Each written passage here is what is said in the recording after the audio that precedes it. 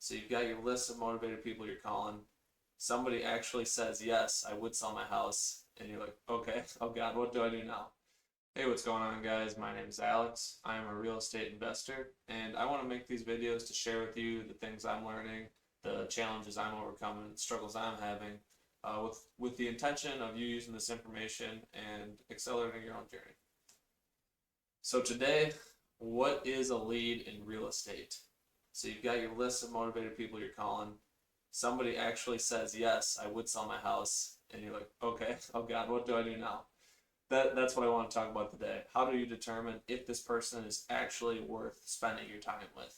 Um, I hate to break it to you, but every single person who says yes, they would sell their house is not a lead.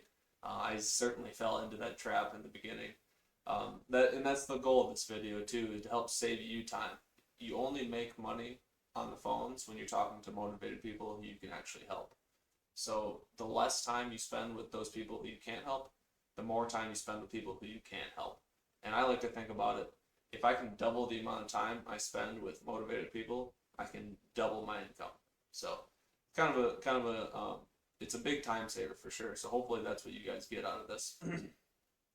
And I was the worst offender of this in the beginning for sure. You know, I'm calling all these people and someone says, yes, I would sell my house. And I was so excited that like they could tell me, yeah, I'm thinking about selling my house 5 years from now when my daughter moves out or goes to college or something like that. And I'm putting them like in my calendar and like spending time with them and like just getting so worked up about stuff like that. And that was a total waste of my time, total bad use of resources. So hopefully I can share with you guys my exact structure, my framework, what I like to use now so that you guys can avoid those mistakes. So let's get into it. Defining a lead in real estate. For me, a lead in real estate is one, they did raise their hand, they said they are going to sell, they are going to sign on the dotted line. And two, they meet the four pillars. So the four pillars are pretty common in real estate investing. It is motivation, timeline, condition, and price.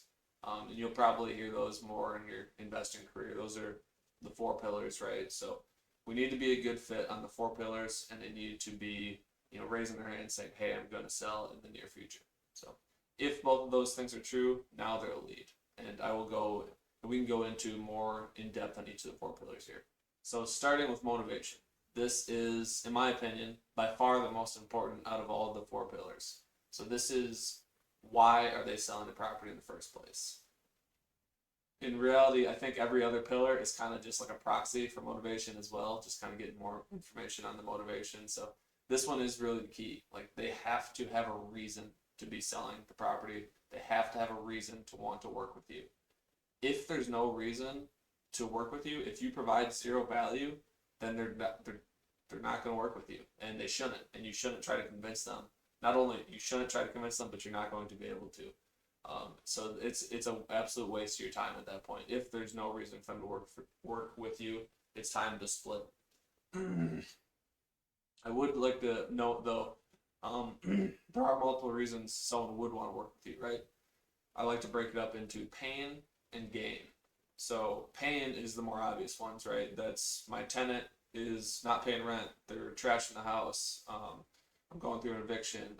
I'm in pre-foreclosure. Those are all pain situations. Those are people I want to get rid of this problem. There are also gain situations where we can help them, especially with creative finance as well. This might be a person who wants more money than what a real estate agent could get them or what they could get on the market. Or this might be a person who cares a lot about, their tax situation and they want to save on capital gains taxes or something along those lines. That's another person we can help. So those are gain situations. Not as like hot of a lead if it's a gain than it is a pain, but it's still a lead. This is still someone who we can help. We have a unique solution to their problem. Another note on the motivation too is, especially in the beginning when you're not very good at this, you need to remember that these sellers are going to be extremely shielded and defensive. They're not just going to come out and tell you like, yeah, I'm selling the property for XYZ reason, because they might feel like, okay, they're letting you know this, and it's like taking away some of their negotiating power or something. So they're going to be guarded when they talk about this. So it's your job to realize that, Okay, is this the truth? Is this a smoke screen? Are they just giving me like the surface level motivation? So that's kind of your job. That's a skill that you'll have to develop. But just know that the old saying, buyers are liars and sellers are worse, right? So expect them to give you misinformation. Expect them to try to mislead you and throw up smoke screens when you're trying to get that motivation. The second pillar is timeline. So this is, when do they want to sell the property? What's their timeline? If they have a specific date or a deadline, that's probably a hot lead, because that's a solution that we can provide. That's something we can help with. If they have an auction date coming up, or if they have some super hard deadline where they need to make this happen by, okay, now I can help, because we're the people who can close fast. We can stop auctions. We can meet specific deadlines and do 10-day closings, 14-day closings if we have to. So that is a very hot lead if they have a hard timeline that's near in the future. If they don't have a hard timeline but they still want to sell like sooner than later, okay, that's still pretty good for us, right? So lots of times people will say, you'll ask them, when could you sell this property? They'll be like, yesterday. Okay, that's a good lead, right? That's somebody who wants to actually make this happen. And it kind of goes back to the motivation as well. If they tell you there's really no reason to sell, but when could you sell it? Yesterday. So, okay, now we've got some work to do. Time to circle back into the motivation. So the third pillar is condition of the house. So is this house in retail condition? Is this house super beat up where really only an investor can buy it? That's important information you're going to want to know too, because if this house is in a condition where really the only possible buyer is an investor, okay, that's a good sign. If this house is in immaculate condition and they're really not interested in gain or something with creative finance to get them more money, okay, now this is starting to sound like we might not be the best fit, right? Also at this time, it's good to get the information on the expensive stuff. So we call it the 5 majors. So you want to know when the last time the roof, plumbing, HVAC, and electrical were updated, and any known issues with the foundation.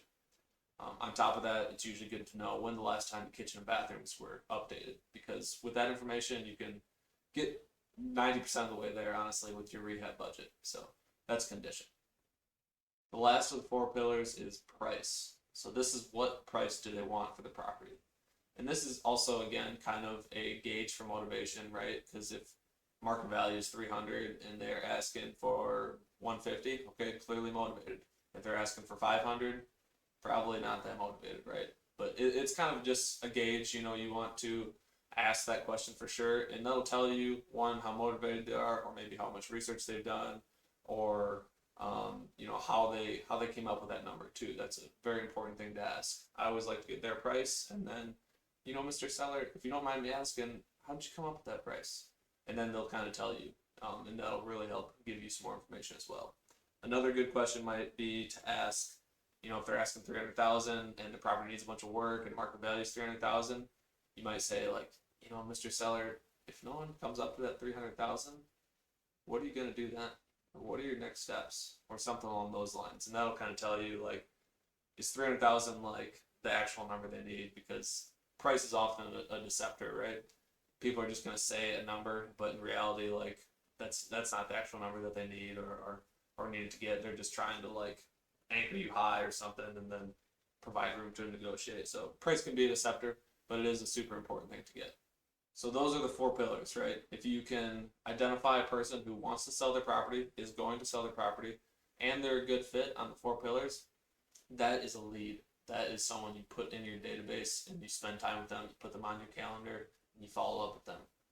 If they don't meet any of those 4 and their best option is honestly just to list on the market, then I tell them that as soon as possible, and we split ways, and you go for that no. And it kind of seems counterintuitive, but in reality, you need to get off the phone with them and get on the phone with someone you can help. Something to keep in mind when you're calling through these lists of people is, it's kind of a numbers game, right? The vast majority of people you're actually not going to be a good fit for. So the vast majority of people should go with a real estate agent. They're not in distress. They don't have a problem that we can solve. The goal is to find those people who we actually can help, who we actually have the resources, the skills, the whatever, to be able to solve their problem, right? So the vast majority of people we're not going to be able to help. That's okay. it's kind of a sifting and sorting game. Go find that needle in the haystack. That's the person we need to talk to. So in conclusion, if someone is going to sell their house in the next hopefully 30, 60, 90 days, and they're a good fit on the 4 pillars, then that is a lead. That goes in your CRM. That's a person you spend time with. Stop spending time with all the people who you really can't help in any way, right? So by doing that, you're going to increase your own income. You're going to do more deals. You're going to increase conversions. You're going to stop wasting time. So hopefully, hopefully you guys can not make a lot of the mistakes I made when I was going through that part. So yeah, let me know what else you guys want to see in future videos. Be sure to like and subscribe, and I'll see you on the next one.